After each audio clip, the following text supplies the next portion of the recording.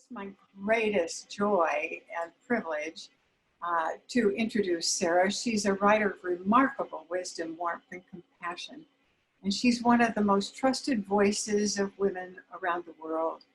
She's the author of 13 books, including Simple Abundance, a Daybook of Comfort and Joy, which sold 7 million copies and spent more than 2 years on the New York Times bestseller list, where it held the #1 position for a year.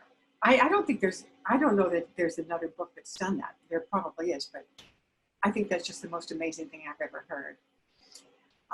In 2019, the mega best-selling guide that led so many women to more fulfilling, harmonious, and joyful lives was reborn in a 25th anniversary edition.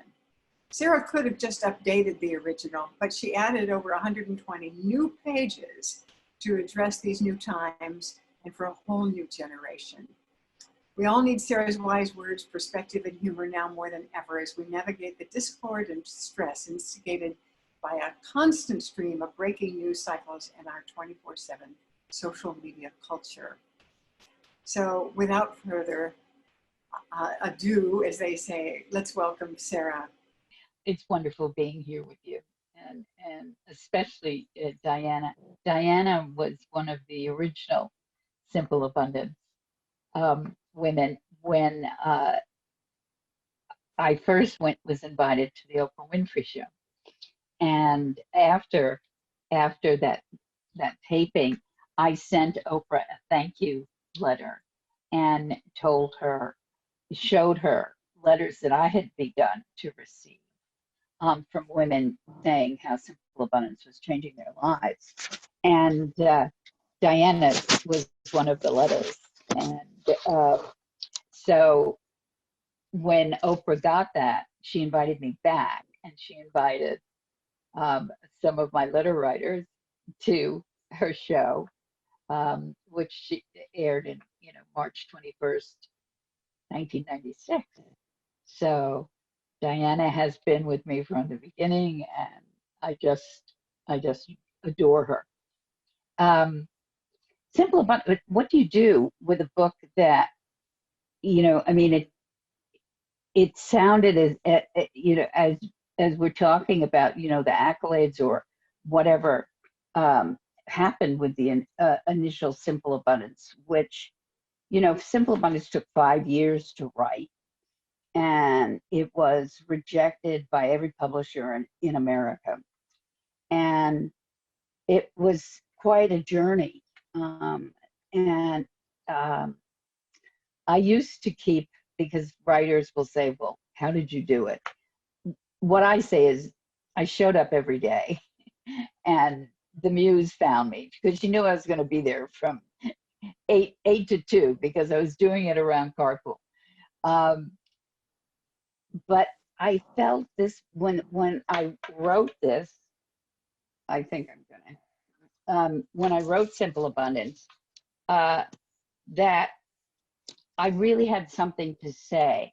This was a downturn, and some of our listeners, and I am not a high-tech babe, as you can see from my ear cup falling out of my ear. So please excuse me. When I first started writing Simple Abundance, it was really a conversation with one person, and I think that's why it feels intimate, because I was just having a cup of coffee or tea with Diana or Robin or Maria. And this is what we were talking about this day. So it was very honest, and I have a sense of humor, and I was trying always to look for, the silver lining or whatever. And when I started Simple Abundance, I was very successful in the world. I had a nationally syndicated column with the Washington Post Writers Group, and I had already written 2 books on Victorian family life. And this was going to be my 3rd book.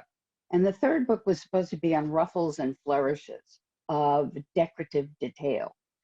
But this was in the early 90s. The country was in they called it the Great Recession. It's not as bad as it's going now, it seems, but I mean, doom and gloom and fear.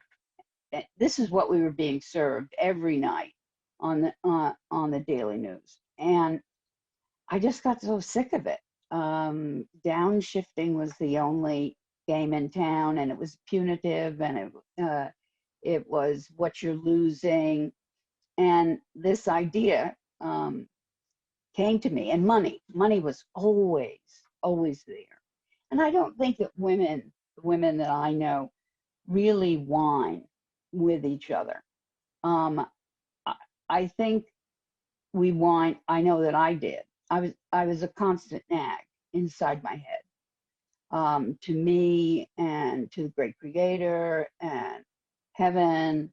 I was always comparing myself to other women. I colored in the dots, but I wasn't living their lives. Of course, we don't know the lives that other people are living. But I knew I had to stop this woman talking in my head. She was driving me crazy.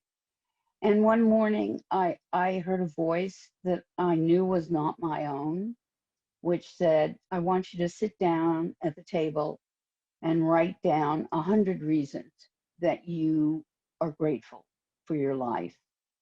Money can't be on that list. And since it was a very strong but loving, command. And I did that. And 8 hours later, I had just over 100 overlooked blessings. And I was really ashamed and humbled. And because I hadn't been aware of it, and I hadn't thanked heaven for it. So that started a new practice for me, which was writing down every day 5 things to be grateful for. And because gratitude was so new to me, I wrote them on Post-it notes. I wrote them on index cards. I wrote it on napkins. And then I suddenly realized at the end of 2 months that I had a big pile of paper and no organization. So I started putting it in a journal.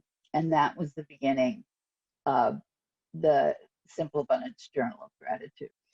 But then I went through another 2 years of being rejected. But by this time, Simple Abundance had taken such hold that I knew I could never do anything else in the world if I did not finish this book, even if another set of eyes ever saw it. And when an artist gets passionate about a project, you're so focused, and you can't give it up. You're not meant to give it up. I believe that. And I had on my computer, I had a postcard, and it was of a shaker basket on the grass with a man's straw hat, a woman's straw hat, and overflowing with cherries. And this was a painting done by Robert Spear Dunning, and it was called A Harvest of Cherries. This so encapsulated what Simple Abundance meant for me that I had it on the computer. And so I'd see it every morning. And as I was going through the rejection period, I made a visual for myself. And Diana, the book that had been there longer than a year was The Road Less Traveled by Scott Peck. So there was one Sunday that I took the New York Times book review and a list, and I whited out A Road Less Traveled, and I typed in Simple Abundance, and I dated it June 1996, and this was in 1994, and I put it up, and what I did, I mean, now it's called a vision board or whatever, but what I did is I made several photocopies of it so that you could not tell that it was a cut and paste job, because the subconscious doesn't know what is real or what is not. But I wanted to make sure that there was no doubt. So by looking at, you know, my picture, this is Simple Abundance, and then I would look at my #1 New York Times bestseller, and I get to work. So by the time Simple Abundance was published, they said, publicity said, this is going to be a woman's book. This is a slow burn. And what that means in publishing, which nobody tells you till you're there, is that these are euphemisms for no money, no publicity. Okay. So here I'd struggled for years to bring this book, 5 years to bring it into the world. And now they were saying there was not going to be any publicity. And I was devastated. And so, you know, when I don't know what to do, I go drop on my knees and I ask for help. I always felt that writing Simple Abundance was a gift that both the great creator and I were doing together. And so I had written the book. I needed the great creator now to tell me what I was to do to publicize the book. So the next day, I heard a voice, that same voice, and it said, send 30 books to the Oprah Winfrey staff, so that each woman on her staff has a book. And I thought, okay. This was before Oprah's book club. What she had then was called People I'd Like to Have Dinner With. And this was the episode where she could invite the people, usually writers, to have dinner with her and talk about their book. So this is what I was going for. And publicity said, listen, we do not send 30 books to the Oprah Winfrey Show. You know, I mean, it's just not done. And again, I was the squeaky wheel, you know, and Chris Thomasino, my agent, we just never stopped until they were so sick of hearing these. And then I offered to pay for them. I said, I will pay for them to send, but please don't let me be the needy author that I really am. Please, let's keep that a secret. And they finally gave in and they sent it. This was in December 1995, just a month after the book was published. And we got back, we heard everybody on the staff, we love the book, but it's just not a show. And I said, well, one day Oprah will pick it up and read it, and it will be a show. She'll read something that speaks to her, and then it'll become a show. But this is in Christmas now of 1996. I just want you all to know that, you know, the struggle to bring anything, any passion project into the world is literally a struggle. You know, when we give birth, it's literally a struggle. And it's not just, when you read the stories in the newspapers or the magazines or this, it sounds like it happened in one fairy godmother wand moment, but that didn't. So I was very disappointed, but Christmas came, and then my daughter went back to school, and after the break, I was in the parking lot, and another woman from the school waved and ran over to me, and I didn't know her very well, but she had something really she needed to say to me. And she was my height, so she could put her hands on my shoulders so I couldn't look away. And she said, my mother-in-law is a pediatric heart surgeon. And she left her practice because she could no longer take the sorrow of losing little patients. We gave her Simple Abundance for Christmas. And Sarah, she's going back into the operating room. She says it's her authentic gift. Thank you so much. And when I heard that story, you know, we were both crying. And, you know, I walked back to the car and I said, Lord, this Simple Abundance was never my book. I was always your book. And it'll be for you to decide who reads it, how it's read, whatever. And I surrender it to you. I'm just so grateful that I was the one that you entrusted it to me. And about 2 weeks later, publicity got a phone call. And it was the Oprah Winfrey Show. And she had seen this pink book in her makeup room. And she said, what is this pink book that's on everybody's desk? And she picked it up. And whatever she read, I think it's about gratitude, it spoke to her. And I was invited to come on to the Oprah Winfrey Show. So that brings me back to to Diana's story, because I was writing a thank you letter for that one singular taping.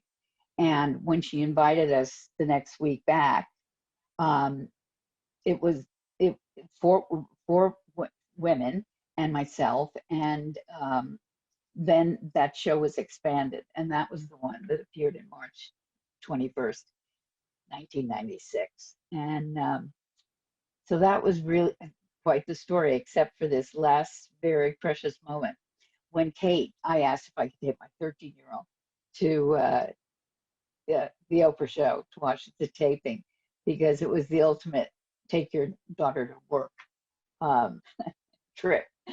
And we did. And we had the afternoon of Tuesday to be able to settle into the hotel. But the Terror Museum of American Art was just around the corner. So I said to Kate, oh, let's go. We love to do museums. And nobody was there. It was about 20 minutes before closing time. We were the only two in the museum, and she was running up ahead. And I turned into this silent gallery. And what do you think I saw on the wall? A giant. It was the original painting of Robert Spear Dunning's A Harvest of Cherries. And heaven said to me, you've come full circle. So even before Simple Abundance was being read by the wonderful women that I share every day with, she had her own story. I love that story. I just realized, Sarah, that I'm supposed to be interviewing you. I'm sorry. Oh, I'm sorry. Don't let me start talking. Completely zoned out because I needed to hear that story. It's such a wonderful story of how we're guided if we listen, and these signs, these synchronicities come along to support. It's a beautiful story, and I want you to go off on whatever tangent you want to, but I do have a few questions for you. I am so struck by, and I think most of us here are so struck by the generosity of what you share in Simple Abundance. I realized recently that if I followed up on each of the films, each of the books, all the other resources that you share, it would take me years actually to see all those films, read all those books. It's a very exciting thing. How do you keep track? I mean, I'm thinking as a writer, how do you even keep track of all the quotes, the resources that you've shared with us? Are they on your computer, or do you keep them on index cards? How does that process work? The quote collecting is a holdover from my days as a feature writer, because when I was first starting out writing, nobody wanted my opinion, even if I had the opinion. I was to just do the interview. But I noticed that if I took a quote from a very famous person and used that quote to defend the position that I was trying to bring forward into the article, everybody thought that was great. My editor thought that, oh, isn't that clever? So I learned, I created my own, and I do think, I mean, now most everything that's written starts off with a quote. but I that was originally my journalism technique. So I again, writing down on Post-it notes, writing down on napkins. I'd be cooking and I'd hear something on, I'd hear Rita Dub on NPR, and I'd write down what she said in the cookbook. So I had this great, for 25 years, I had this great amount of quotes. And so that's how I started with the quotes. The movies and the book, I love film. My daughter's a film producer. She's wanted to be in film her entire life since she was a little girl.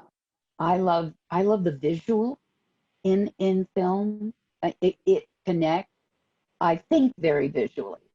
But so I try to write and paint pictures with the words and the sounds of the words, and the words are music, and before I'm done with a piece, I'll read it out loud, and I'll be able to hear in the words if it's done or not.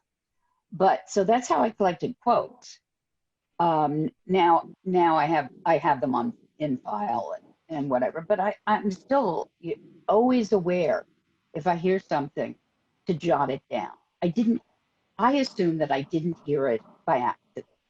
I assume that synchronicity is trying to give me something. So that's just my standard operating, procedure. The idea of a writer lives a very solitary life, I believe, and films and books and other women's writings, I think that have fallen through the cracks. We had, we had such a body of American short story writers in the 20s and the 30s and the 40s, and fiction. Fiction was very important for women, and so finding these stories in old magazines is really a pleasure for me. It is a treasure map for me. So that's how I do it. You don't have to read everything. You don't. It's just there. There's going to be a day. I always think there's a day I'm going to open up Simple Abundance, and I think today is Authentic Success. I'm going to open up the book. It's going to speak to me, because when I read the new Simple Abundance, I'm just like you. I'm just like everybody. I'm coming to it very fresh. So it's just there. I'm just saving it for you for a rainy day when you might need it. So fabulous. You could talk more about how your being a journalist helped you be present with your writing and work on deadline and not wait for the news to show up and all of that. I think that's such an important sharing in the book. Writers write. That is what a writer does. Writers finish a draft. They don't leave it. They go back. You're on a deadline. I'm so blessed and that I got my training as a journalist with the newspaper, or magazines. I was freelance all the time, but I get my assignment. And there's a funny quote from Mark Twain that I'll share. And Mark Twain got a telegram from his editor, and his editor said, "Need 2 pages, 2 days." And Mark Twain telegraphed back, "Can give you 30 pages in 2 days, or give you 2 days in 30 days. Can give you 2 pages in 30 days. Can't do nothing else." That's so true. It's so hard to write short. And every writer knows that. But I learned that discipline of 750 words and on time. And I was so blessed to have editors that, you know, they were almost out of the front page, you know, that you imagine in the 20s and the 30s. And would say, an editor would say, I said I'm blocked. I had an editor who said, there's no such thing as writer's block. There's only lazy writer. So he walked in. Well, where do you go with a comment like that? You go back to the piece you're working on. So, so that discipline, I am a very disciplined writer, and it has given me in new stead. If I can just share how the new Simple Abundance came about, because after the first, I didn't think I needed to do anything for years, and then in the last couple of years, my daughter and my son-in-law were looking at my blog and helping me re-enter life, and they were getting a lot. Jeff would tell me, you know, you were getting a lot of requests from millennials. Really would like you to update Simple Abundance. And I say, how can I update Simple Abundance? How can I do that? I can't. So I brushed it off. But then he was very persistent, and he told a story that this one woman wrote and said, my mother loved Simple Abundance so much. I remember the pink book on her shelf, and I recently took it down and I started reading, and she said whatever I was reading really spoke to me, and I felt so connected, and I could understand what my mother felt. But then I got to the joyful simplicity, and you asked us to rent a video from Blockbuster and to send for a mail order catalog, and poof, the connection was gone, and I was back into the world that I'm living in now. So I thought that I would just be, this is another secret, spiritual secret. I thought the simpler, I don't even know if I should really share the secret, but the simpler you think the project is going to be, it won't be, but don't worry, you won't be alone. So I said, all right, I will refresh I'll write a new introduction for 25, and I will refresh the joyful simplicity. But I didn't have a long deadline for this. I had about a 5-month deadline, because that's all you would have needed to do those few simple things. When I got into Simple Abundance, I realized that the whole planet had shifted. I did not recognize the world that it had been in 1995 in any way. And it's like you're restoring an old house, and you think, oh, a little paint here and a little spackling there, and we'll be fine. And then the property manager comes in and says, we have to start from the beginning because the entire foundation will not hold. Oh dear. And as Mr. Blanding builds his dream house, well, it is my dream house. All right.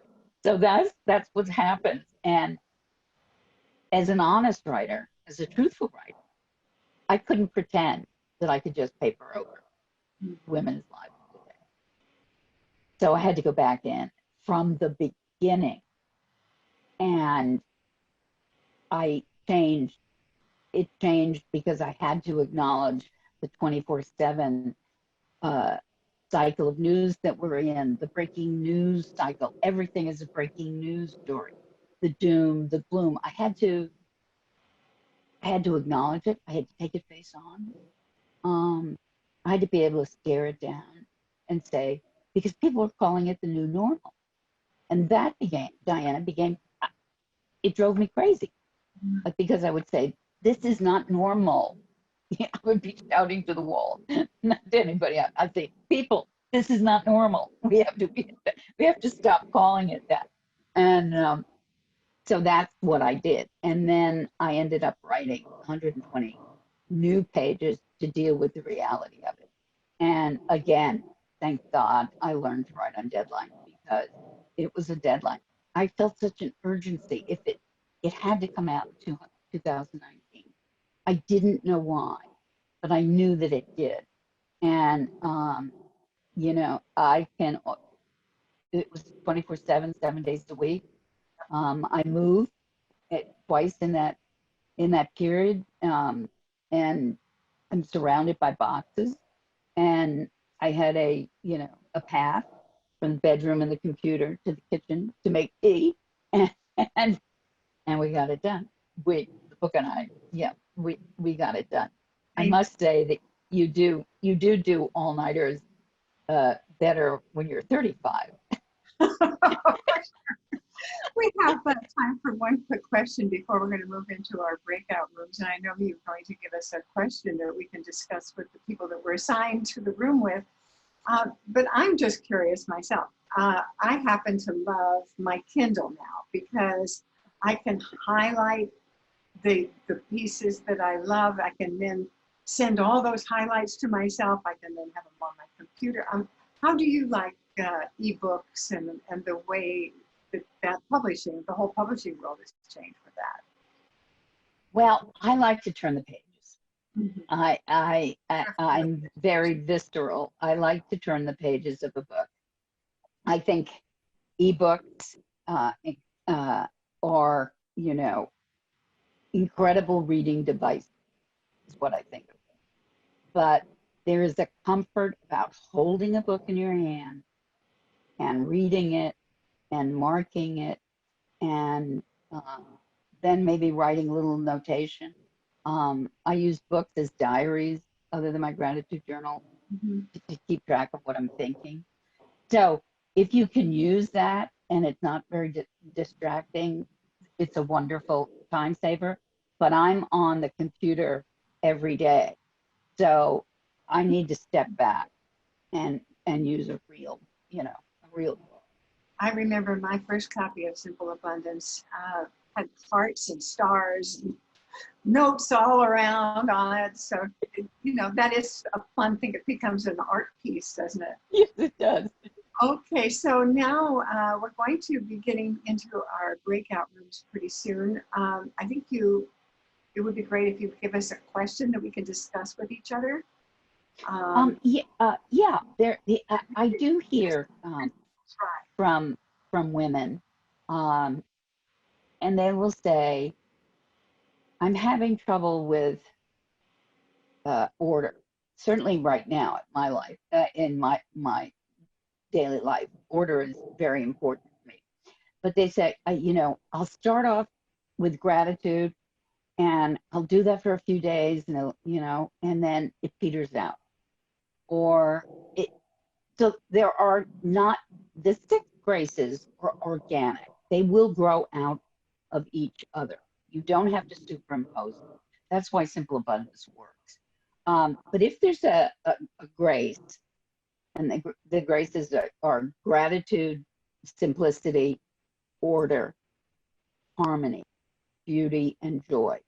They will, if you go through the year, grow out to each other. I think of gratitude, simplicity, and order as the roots of the tree, and I think of harmony as the trunk, and I think of beauty and joy as the foliage or flowering. Mm-hmm. So it would be interesting to share with each other, do you have a problem with one particular grace? Or do you ever make it past order or simplicity to get to the other one? Because I know that can be a challenge. Let's just give everybody a little reminder on their screen. These are the graces that Sarah just shared. And let's just, maybe that's helpful. So the question is really, if in fact these are the graces, these are the tools to support us in Simple Abundance. We start with gratitude. They kind of rolls into simplicity and order. And hopefully we move into harmony, beauty, and joy. So in your own life, when you go and talk to your group, where one of these maybe, are you getting stuck? Is there one you want to focus more on, one you want to bring more into your life at this time in this season? I think that's kind of generally, talking about which of these 6 graces you want to focus on. So gratitude, simplicity, order, harmony, to get us to beauty and joy. So I'd like to open up for a little bit of sharing time. Hopefully your breakout session was engaging, and hopefully there were some interesting ahas and things about the process maybe that you got out of that. I'd like to start off our sharing time with actually asking Sarah to help to talk about what she talked about in our breakout room a little bit, about how she uses, especially in these super uncertain, chaotic times, how is she using these 6 graces? Like, what are different ways she's been able to use them and adapt them, especially for this pace that we're at right now and this uncertainty. And so she had a couple great ideas, and I thought if we could start with her sharing that, then we'll open it up for some of the others of you if you'd like to share some of what you want to bring forward. So Well, yes, absolutely. I know that when you're first approaching the book and you see the 6 graces, and I call it a template, but it's not our own, or all our lives are exactly the same in any way. But the world is so uncertain. We can't make plans now. We need to accept that. And Simple Abundance has helped me learn to do that. I will look at my week and I'll say, I'm going to concentrate on a grace every day. So Monday, it's gratitude. Tuesday, it's simplicity. Wednesday, it's order. Even if it's just for an hour. But what I think you'll see is that it happens all the time. Well, Wednesday's order, Thursday will be harmony, Friday, beauty, Saturday, joy. And on the 7th day, she rested. And she said, it's very good. So I'm listening this time. But what I have found that works so quickly in focusing me and getting me back is if something happens, well, first of all, I set boundaries. I don't want the outside news coming into my life before 5 o'clock. It doesn't matter what I'm doing. I can be on the computer. If something happens that I need to see, I can see it. But now, we have this constant breaking news.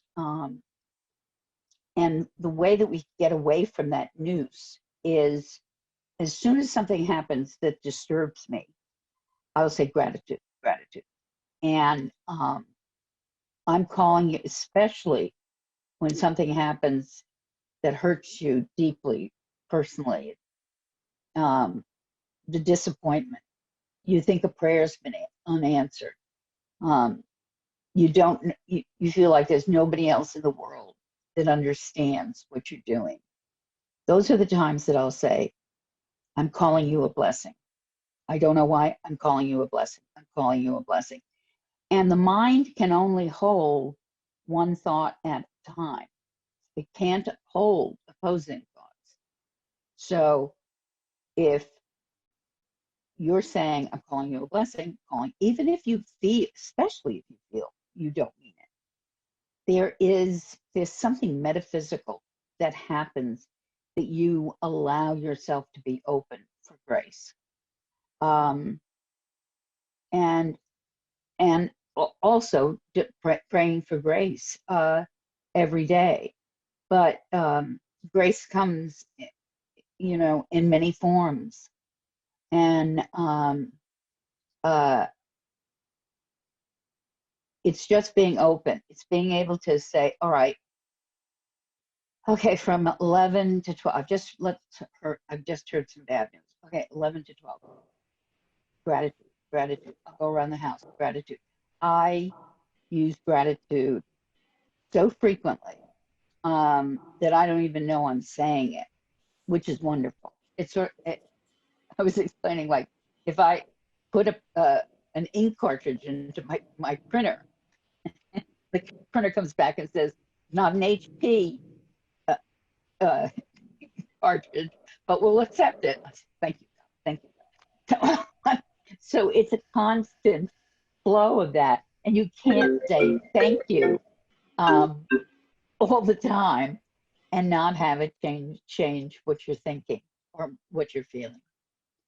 And I post it. I'm back to the posting it. I don't want to let it go. I don't want to forget it. And I find jottings and dates, you know, all over the place. That's okay. Let's get So that's how I used it. A weekly that's- template and then a daily template if I need. I love days. that. Okay, can you hear me? I think so. Let's get to some more of the questions. One of our members, UN, says, "I'm calling you a blessing." Wow, what a change in perspective. Yeah, that is fantastic. So here Sarah says, I know that Sarah really likes Julia Cameron's book, The Artist's Way. Does Sarah write morning pages before she writes every day? I don't. No. I don't. You all have so much coming through already, don't you? I'm writing all the time from 10 now, since my grown daughter, I don't have to do carpool. I write from 10 to 5 every day. That's the discipline. And I can't do the morning pages. I love Julia Cameron. I think she's brilliant. Mm-hmm. I was when I discovered her, when The Artist's Way was first published, I was teaching classes at Chautauqua Institution during the summer. And her book had just arrived in the bookstore, and like bought it instantly, and it like blew my head off. It was so brilliant, and you also know she knows what she's talking about.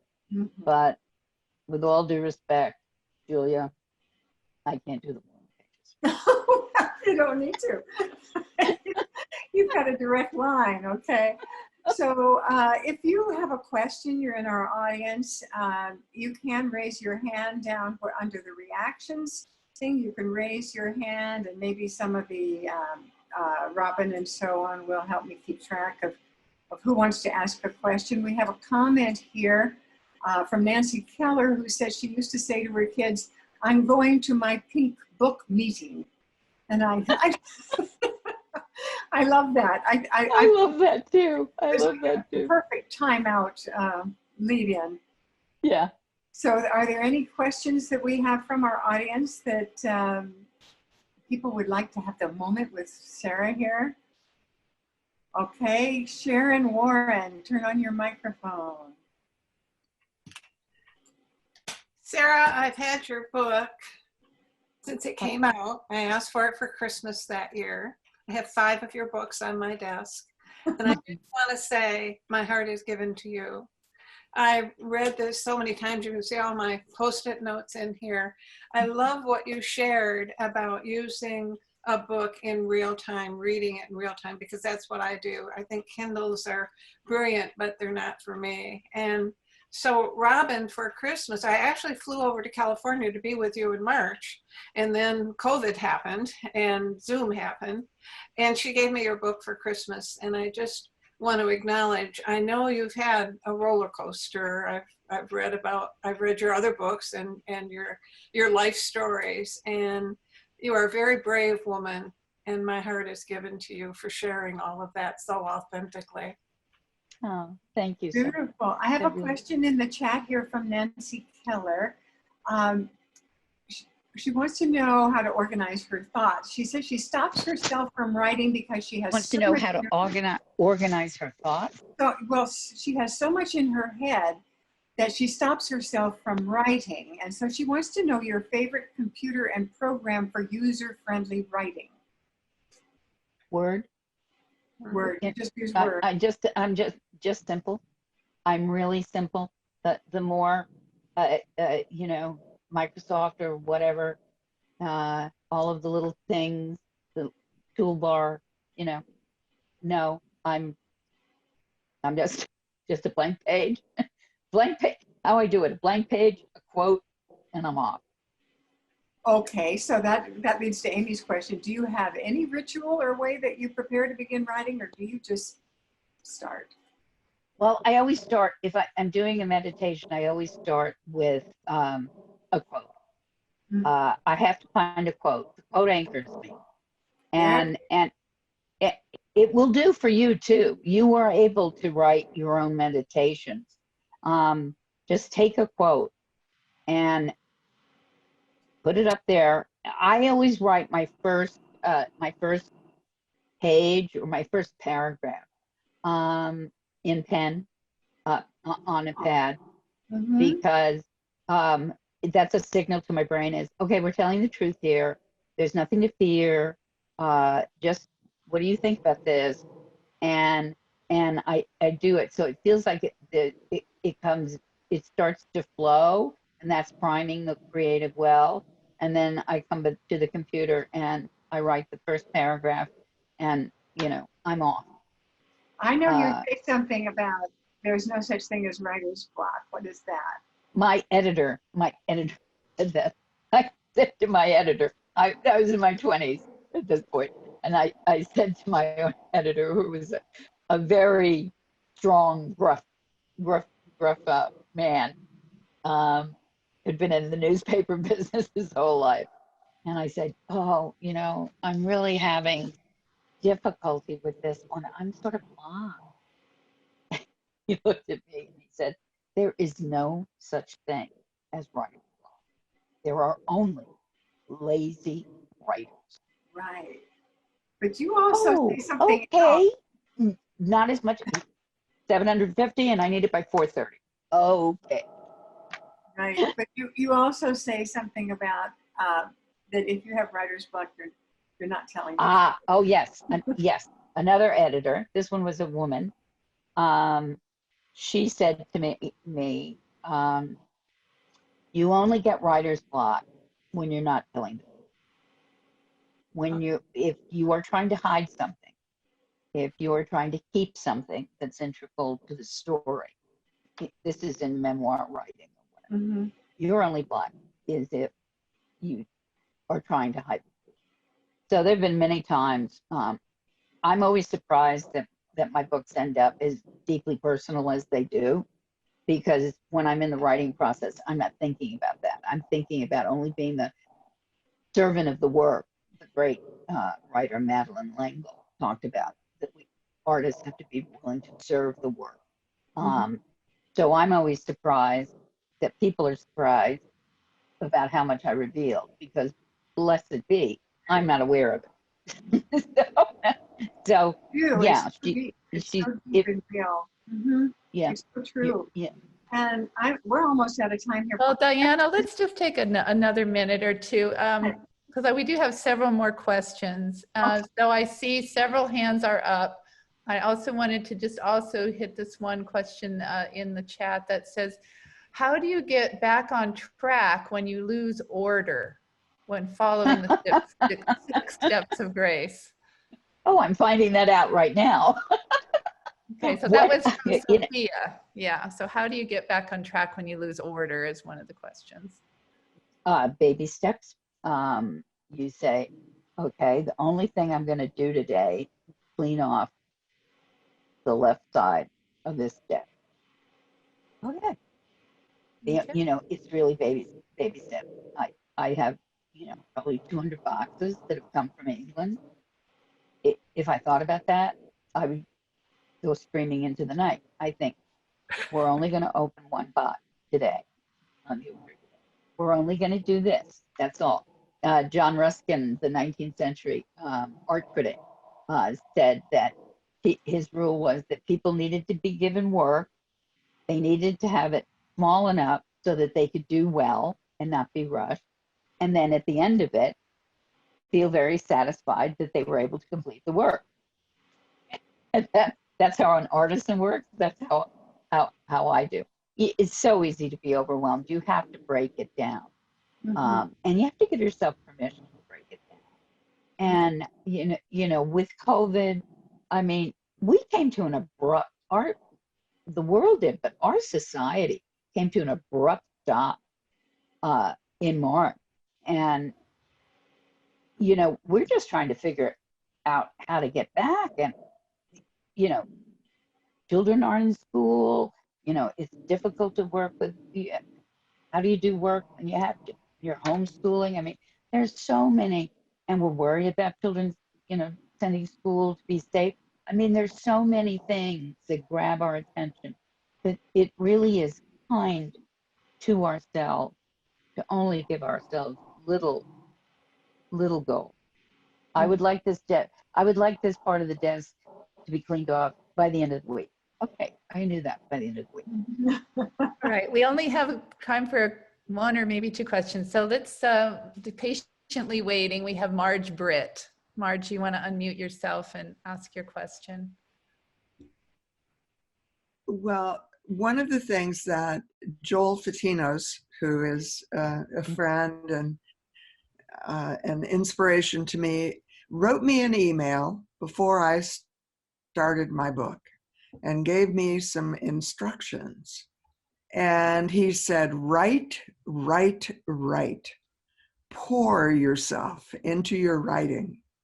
And don't write for an audience. Write your soul. Put everything on the page. And I literally framed that email. I have it sitting on my desk, right by my computer.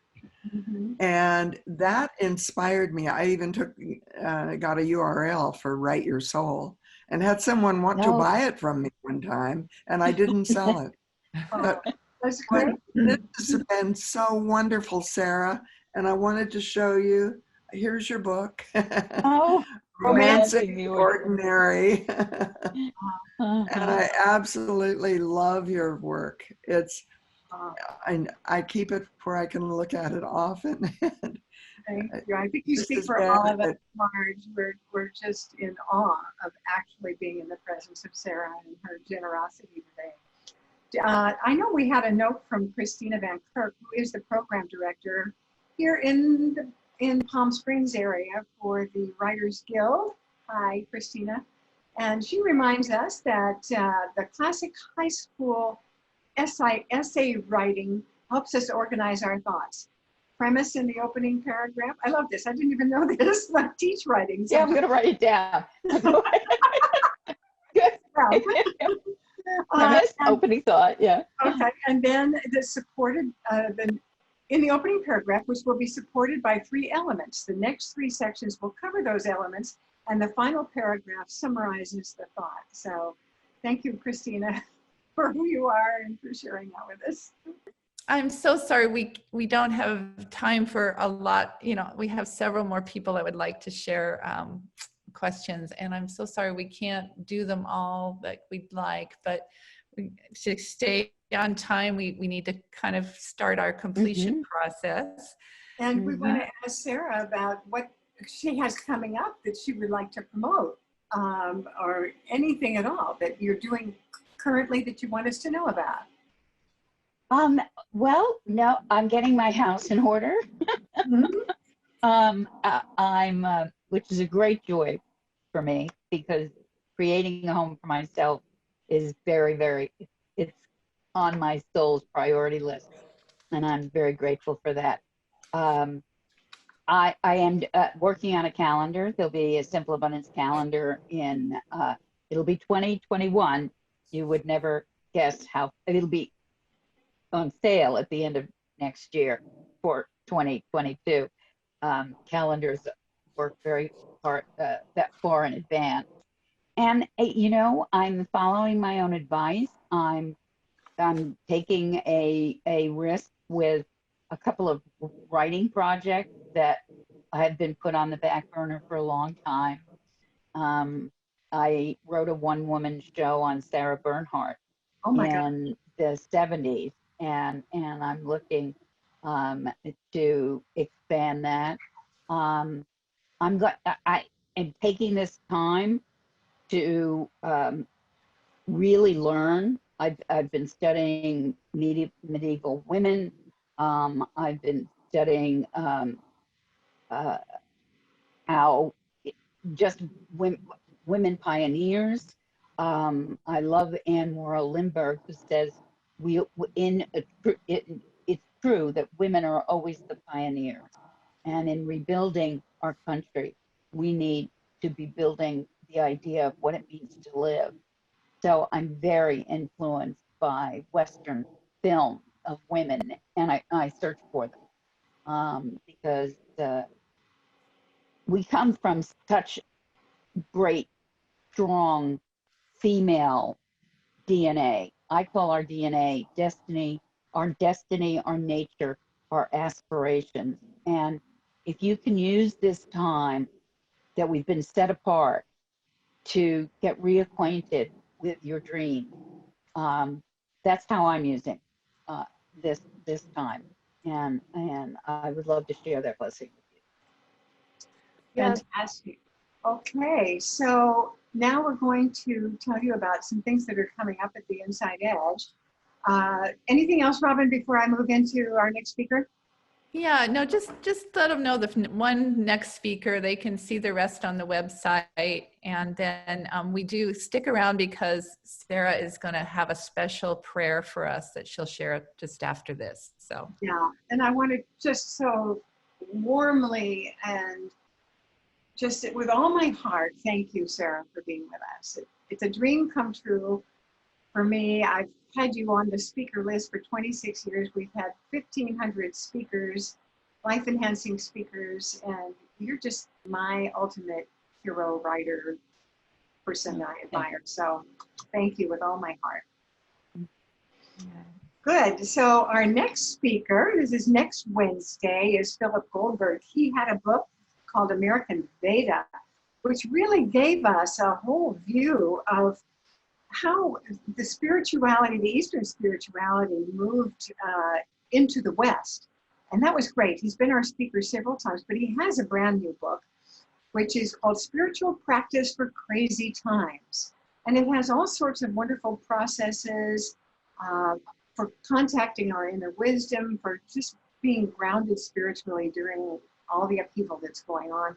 It's going to be a great morning. And so I hope you'll all join us. In fact, Robin, aren't we offering free attendance to so for all of our first-time guests, if you'd like to come and try again, be with us another time, we are going to be emailing you a promotional code that you can come to any one of the next 5, I guess, through October. You can come any one more time for free, just to invite you to be with us and give us another try. And welcome you into that'll come in your email. And tomorrow, well, within 2 days, we'll get an edited version of this talk, a link to the recording that you can watch again or share with others. And we'll also have there a handout with the 6 graces and links to all of Sarah's information as well. So watch for that in the next couple of days coming to you via email. Let me just, there's one more thing coming up that's a big deal, which is on November 11th is the 35th anniversary of the Inside Edge. And we're going to have a gala online on Zoom. You can dress up in cocktail attire at the top if you want to. And we're going to be giving out some amazing awards. Jack Canfield will be with us, the author of the Success Principles and founding author of the Chicken Soup for the Soul series. And Dr. Barbara DeAngelis will be with us. A few other people that we're not revealing yet will be getting awards. It's going to be a really, really, really fun party at 5 o'clock in the afternoon on 11/11/2020. Okay, so now Robin, you can. Well, we're just going to introduce our closing today will be provided graciously by Sarah. She has a blessing, a prayer that she'd like to share with us. And then when she's finished with that, we'll just take ourselves off mute and say goodbye and say our thank yous and gratitudes. So go ahead, Sarah, we're ready for you. Well, this is a psalm for domestic bliss. because we've all been in our homes, but we haven't perhaps realized that the bliss that can be found in the spiritual domesticity is really a gift for us, not just who we give it to. So, dearest Master Builder, we thank and praise you for the gift of simple abundance and the blessings of domestic bliss, which in these troubled times we often overlook, forget, or do not actively seek. Mother of the hearth and Father of homecoming, hear our prayer. Piercer of doubt, kindler of courage, generous providers of sacred space. Bless these women, my dearly beloved readers and listeners, and the dwellings in which she lives and loves. Thank you that the solace of a home which embraces, nurtures, sustains, and comforts is part of your divine blueprint for our happiness. Bless the foundations upon which she walks, the walls that surround, the roof that covers, the windows that allow light, and the threshold that welcomes her and her. With the gift of each day, may her love and gratefulness increase. May the peace, plenty, and protection she richly shares with others always be her daily portion. Lead her, divine architect, to the inner sanctuary you have set apart for her heart, her blessed, beloved house of belonging today. Be it done with all praise and honor according to thee, and gratefully received with thanksgiving by she. Ah, thank you. Thanksgiving by she. And our chat is full of Thanksgiving today for just your appearance here. It's just been so nourishing on so many levels. And I hope you enjoyed your first Zoom webinar. I mean, we got Yes, thank you. You christened me with delightfulness, and so it won't be my last. Thank you. It really has been. It's been fun, but it's also been a great honor to be with you. I invite everybody to take yourself off mute. You can say goodbye and thank you. You can also use your reactions if you want to clap and show Sarah how much we've enjoyed her that way too. Or you can clap this way and we can send blessings to Sarah. Gratitude to Sarah. Thank you. Thank you. To everyone. Blessings. Sarah, it's so good to see you. This was extraordinary. Yes, it's fabulous. Thank you so much. A little bit of heaven on earth. A little heaven on earth. Yes, it is. Thank you. Heaven on earth, right? Heaven on earth. Yes. Thank you. Hope to see you guys again next week. Take Can't wait care to of reconnect. yourself. This is wonderful. Okay. Practice your graces. I do. I love all the suggestions. Great ideas. Thank you. Oh, Good. Take Thank care, you. everybody. bye-bye. Thank you. Bye. Bye-bye. Thank you. Bye-bye. Bye. Bye, everyone.